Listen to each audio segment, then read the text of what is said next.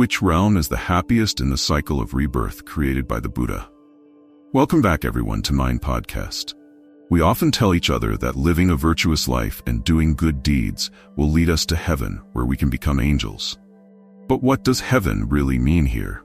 Is it truly a place free from suffering? The answer is no. The place we often refer to as heaven is actually just one realm within the 6 realms of the cycle of rebirth. As long as it's within this cycle, it can never be free from suffering. So, what exactly are these 6 realms, and how can one escape suffering within them? Let's explore these questions, and everything will be answered in today's video. 2,500 years ago, the Buddha resided in Venuvana, bamboo grove, in the city of Rajgir. Maudgalyayana, a close disciple of the Buddha, known for his supreme spiritual powers, could clearly see the suffering in the realms of hell and hungry ghosts. He even witnessed heavenly beings in the celestial realm descending into the 3 lower realms once their lifespan ended. Maudgalyayana would often tell the monks about what he observed and taught them ways to practice to free themselves from such suffering. Through his teachings, he led many to enlightenment, helping them escape the cycle of rebirth. The Buddha, seeing this, remarked that Venerable Maudgalyayana could not be everywhere at once to remind all Buddhists.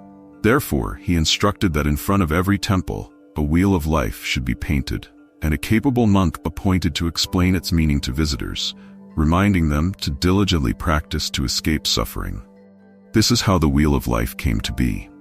The 6 realms within the cycle of rebirth are the realms where all beings are reborn, including the realms of heaven, humans, asuras, demigods, animals, hungry ghosts, and hell. Buddhism teaches that all beings who have not attained liberation are propelled by karmic forces to endlessly cycle through life and death within these 6 realms. And to be within this cycle means being within an ocean of boundless suffering. The heavenly realm is considered the most wondrous, free from worries about food and clothing and devoid of the struggles of life. Lifespans are incredibly long, but heavenly beings are not without burdens. When their time comes, they experience the 5 signs of decline, marking the end of their lifetime's pleasures, which fade away completely.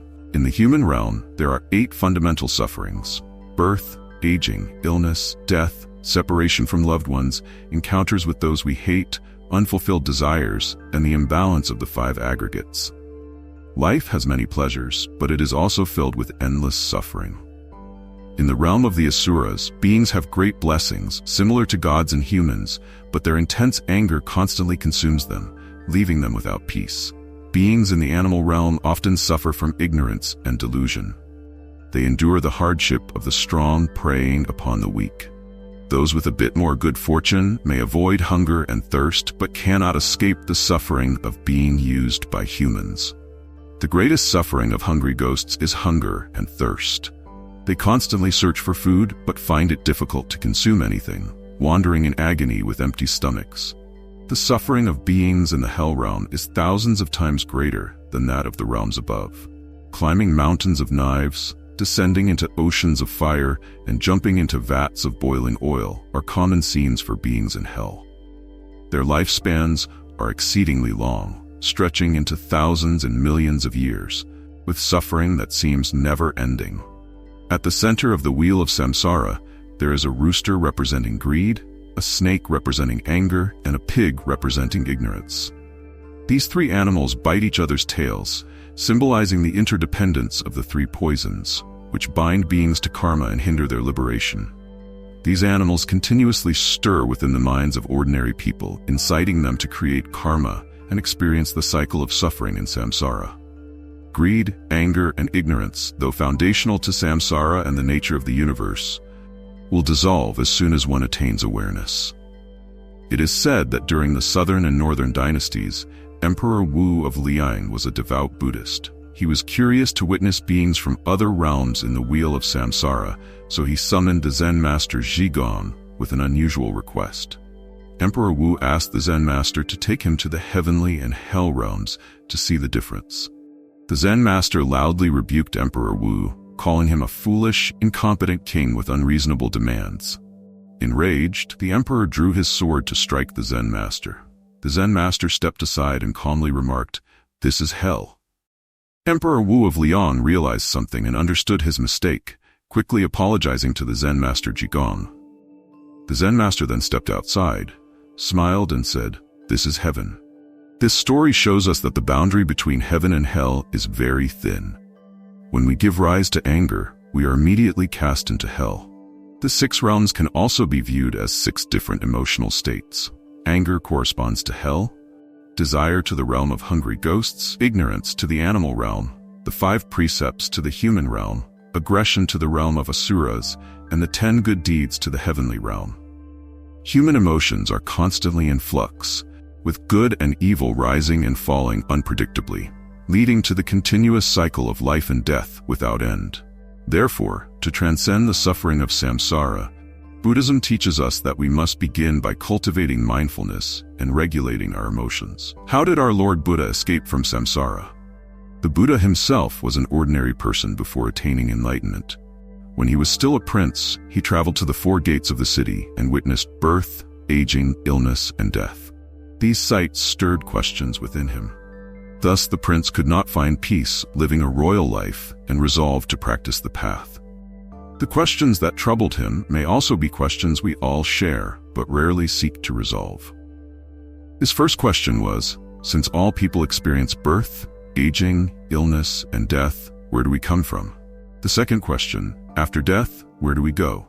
The third question, how can we escape the cycle of birth and death? These are the 3 most crucial issues of human existence. Because of these questions, the Buddha was unable to find peace living in luxury or following worldly pleasures. He was determined to seek the path. Initially, he sought out well-known teachers of the time to learn from them. These teachers guided him through the levels of meditation, from the 1st dhyana to the 2nd, 3rd, and 4th dhyanas, but he found that these did not answer his questions. He then sought higher teachings, progressing through the levels of formless meditation, the sphere of infinite space, the sphere of infinite consciousness, the sphere of nothingness, and the sphere of neither perception nor non-perception. Despite reaching these 4 highest levels of concentration, he still could not resolve the 3 crucial questions he harbored. At this point, there was no teacher left who could guide him, so he left these teachers behind to find a new way. In ancient India, many people believed that practicing extreme austerity would lead to enlightenment. Therefore, the Buddha practiced asceticism for 6 years, but ultimately, this approach did not answer his questions either. Finally, he arrived at the Bodhi tree, spread grass beneath it, and sat down in meditation. Here he made a solemn vow, "As I sit beneath this tree, if I do not attain enlightenment, may my bones turn to dust and my flesh decay, but I will not leave this spot." With such resolute determination, he meditated under the Bodhi tree for 49 days and nights. On the 49th night, he attained enlightenment and fully answered the 3 important questions he had long pondered. First, he attained the divine eye of recollection of past lives. Divine eye of recollection means the clear vision of past lives. Through this, he answered his first question: where did we come from? In the scriptures, it is described that he saw and remembered countless past lives of his own as clearly as if they had happened yesterday. He saw where he was born in each previous life, what he did, and all the events of his past. The stories of the Buddha's past lives were later compiled into the Jataka tales by his disciples. He also knew the past lives of his disciples, where they were born, and what they did, which became the stories of origins. This memory was direct, and not something that anyone told him or that he inferred. Next, he attained the divine eye, or heavenly vision, an insight that enabled him to see clearly at great distances and perceive minute details. He saw sentient beings dying and being reborn, driven by karma, moving through the 6 realms like someone standing on a high tower, looking down and seeing people coming and going clearly at a busy crossroads. The Buddha knew clearly that when a person dies, it is not the end. Based on their karma, they are reborn within the 6 realms of samsara. This realization answered his second question, and with such clear insight, he taught the doctrine of rebirth. At dawn, just as the morning star rose, he attained the knowledge of the cessation of impurities. Impurity refers to the residue of delusion. Cessation means its complete end. The Buddha understood the cause of birth and death for all sentient beings and the means to end this cycle, freeing oneself from the suffering of the three realms. With such clarity, he attained the knowledge of the cessation of impurities and declared his full enlightenment, becoming a Buddha. Thus, we know that the Buddha taught the doctrine of rebirth not based on speculation or imagination. When his mind became perfectly calm, his wisdom illuminated everything, allowing him to remember events from countless past lives. By attaining the divine eye, he saw sentient beings undergoing the cycle of rebirth in the 6 realms, driven by karma. The Buddha taught that karma leads one through the 6 paths of rebirth, where beings such as animals and hungry ghosts may exist alongside humans, though we can only see the animals. Some say that hell is deep within the earth, but this is not the case. Hell refers to a place of extreme suffering and punishment for beings with negative karma. After death, those with heavy negative karma are subject to painful punishments, known as hell. It is not, as people imagine, where demons come to lead them away. Rather, it is karma that leads. The effects of karma manifest according to the mind. Returning to the path of goodness, the human realm is considered the lowest of the good paths. We can take pride in being on this path, but if we are not careful in our practice, we may fall into the lower realms. To stay on the path of goodness, we must diligently practice and strive to improve, rather than becoming complacent. When our good fortune is exhausted, we may fall into the lower realms. Through his great wisdom, the Buddha saw all these truths clearly. Not only that, but he could also see even microscopic beings, which led him to say that in a bowl of water, there are 84,000 microorganisms. He perceived this directly, not through speculation. When he looked into the vastness of space, he saw countless worlds, as numerous as the grains of sand in the Ganges River. The Buddha's vision and understanding are beyond all conceivable measure. All of us who are here now have been here not just once but countless times. When a person leaves this body, it does not end there. They continue wandering, not knowing when they will stop. This is why Buddhism often uses the term wandering in the cycle of samsara, going on without knowing where to stop. The Buddha saw the paths that sentient beings take, coming and going, and thus taught the doctrine of rebirth. What is samsara? Samsara is like a wheel that turns continuously. It consists of 3 lower paths and 3 higher paths, where beings rise and fall in cycles, and thus it is called the wheel of rebirth. If a person does good deeds, they may ascend to the higher realms upon death. However, once their merit is exhausted, they will fall again.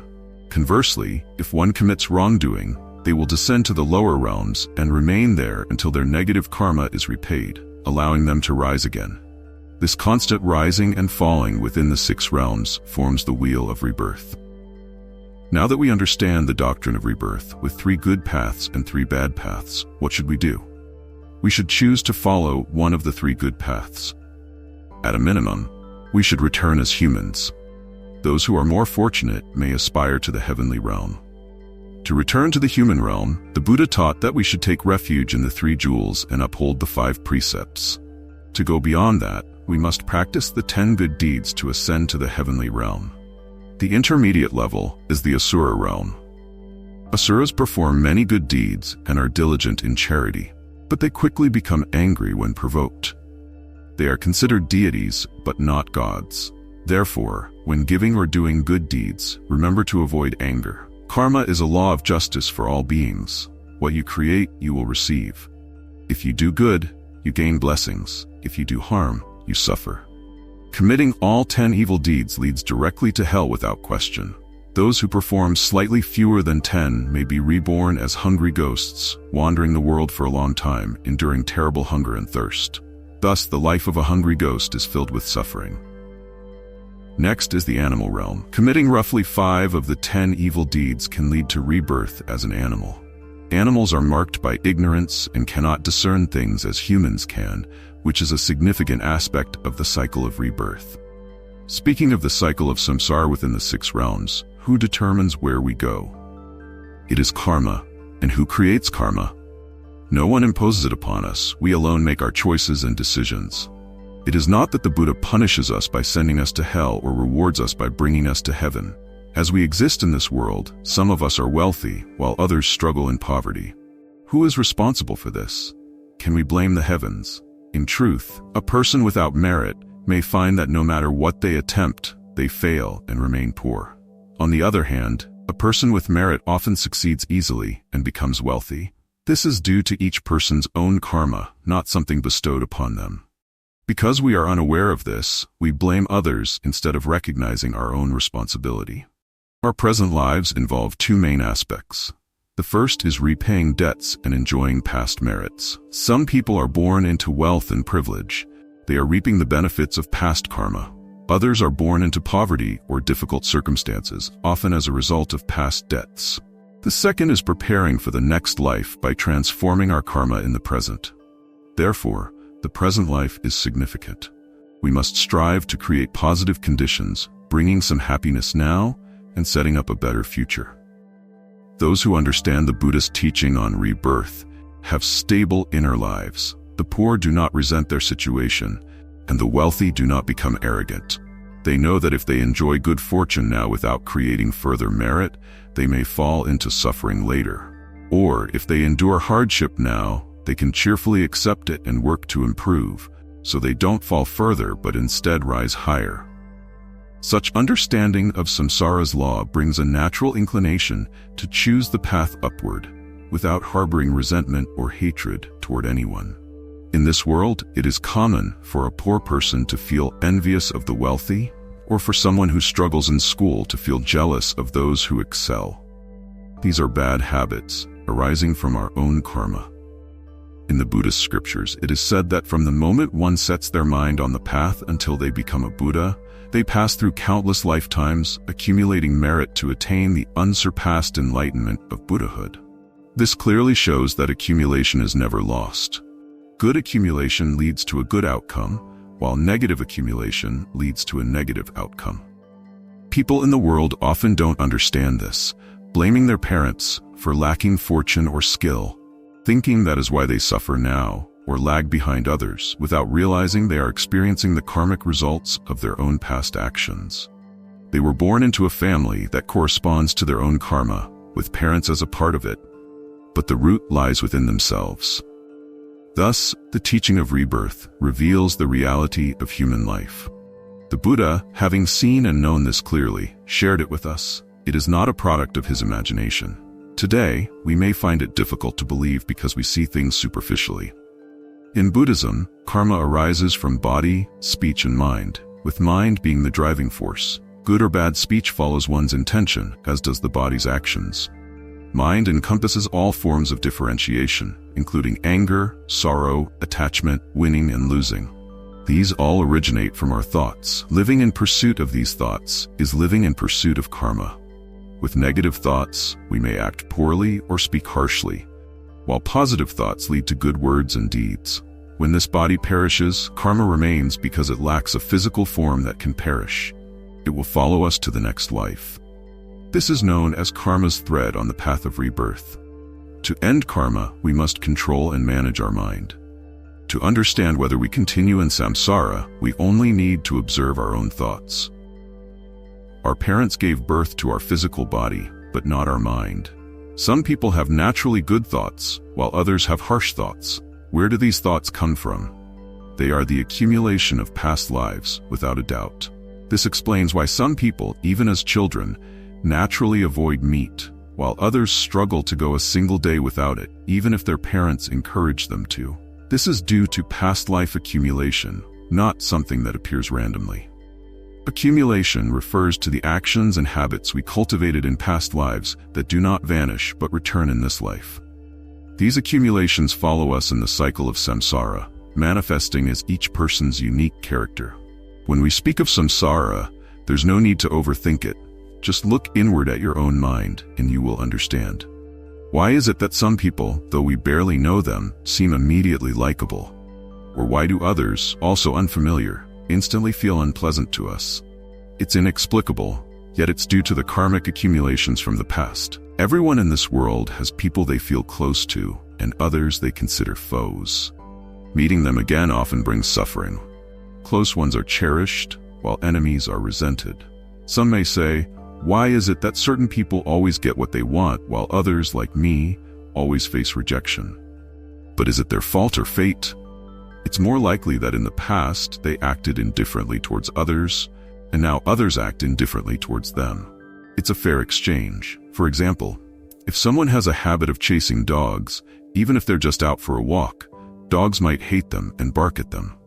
Karma, whether positive or negative, doesn't always wait until the next life to bear fruit. Sometimes it manifests in the present. The Buddha, through practice and insight, understood these truths and shared them with us.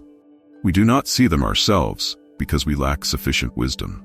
When we achieve the Buddha's level of realization, we too will understand as he does.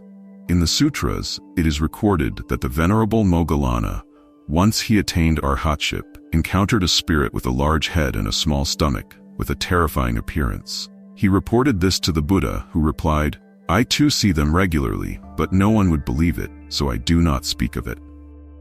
This shows that anyone who reaches enlightenment will see these things in the same way, not just the Buddha. Many people say, "I only believe what I see and hear." Yet, are our eyes truly capable of perceiving all realms? Coarse things are visible, but subtle ones are not. For example, without a microscope, we wouldn't see bacteria. Our human eyes are very limited compared to those with spiritual insight. Electricity flows above us, but do we see it? No, yet it exists. Therefore, we should not rely solely on our limited vision. There are real phenomena we have not yet seen or understood. What we hear and see as ordinary beings does not have absolute validity. Thanks to his ability to recall past lives and his divine insight, the Buddha explained the concept of rebirth to us. Having heard this, we should reflect on ourselves to see if this resonates as a truth. Knowing the truth, what should we do? Should we roam aimlessly, or should we choose our path wisely? The Buddha taught us to choose a path that brings peace both in this life and in future lives. This is the way of cultivation. Thank you for watching the video. See you in the next one.